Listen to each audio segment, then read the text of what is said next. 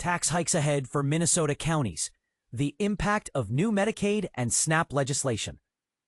Minnesota counties are on high alert as they closely follow developments in the U.S. House regarding the One Big Beautiful Bill. If lawmakers approve the bill in its current form, it could mean higher taxes, budget cuts, and potentially layoffs for local government staff. But here's where it gets controversial. Minnesota is among roughly a dozen states where counties are in charge of directly managing Medicaid and the Supplemental Nutrition Assistance Program, SNAP. St. Louis County serves roughly 16,000 residents every month through SNAP and supports about 40,000 people who are enrolled in Medicaid. Due to the potential changes introduced by the new bill, St. Louis County anticipates an additional burden of over $10 million for SNAP and $6.4 million for Medicaid, an amount roughly translating to a 9.5% rise in property taxes. And this is the part most people miss. The federal government usually pays for SNAP benefits entirely. However, should the One Big Beautiful Bill pass, states could end up responsible for up to 15% of those costs.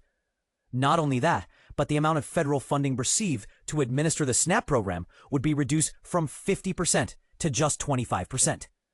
Julie Ring, the executive director of the Association of Minnesota Counties, explains that the average increase in property taxes for SNAP across Minnesota's 87 counties is about 3.25%. Yet, Ramsey County could see an increase of up to 7% from just this one change. Here's where the conversation gets deeper. The challenges specific to Medicaid are harder to quantify. For instance, the bill would require county workers to verify new workload requirements and review eligibility twice annually instead of once.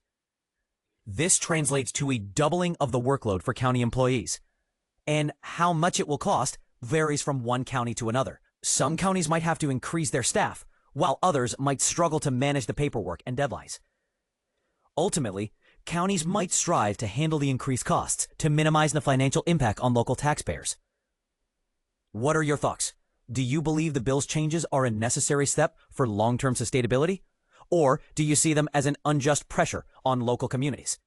Share your opinions with us in the comments.